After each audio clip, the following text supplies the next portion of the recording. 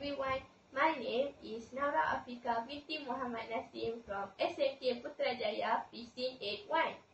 Today, I'd like to share my thoughts on a powerful and emotional book called War Horse by Michael Morpurgo. It was first published in 1982 by K.N. Ward and it's about 180 pages long. So, it's not too long, but it definitely leaves a big impact. War Horse tells the story of a horse named Joey and his incredible journey through World War I, as seen through his own eyes. What makes this book really special is that Joey, the horse, is the narrator. That means we experience the events of the war from his point of view, which gives us a really unique perspective. At the beginning, Joey lives peacefully on a farm with a young boy named Albert, who loves him deeply. But when war breaks out, Joey is sold to the army and taken to the front lines in France. From there, he faces terrifying battles, hard labor, and many different people, some cruel, some kind.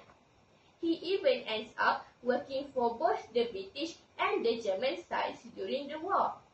All the while, Albert never gives up hope of finding his beloved horse again. What I really liked about this book is how it shows the reality of war, but through the eyes of an innocent animal. It helped me understand how war affects not just soldiers, but also animals and civilians. Joey's bravery and loyalty are really inspiring, and there are parts of the book that are really emotional. Interestingly, the author himself once served his country in the World War I too. He uses simple language, drawing from his experience, telling the story in such a powerful way. It's easy to read, but it stays with you long after you finish. If you like historical fiction, emotional stories, or animals, then War Horse is definitely worth reading. It's a short book, but it leaves a big impression. Thank you for listening, and I hope you give War Horse a try.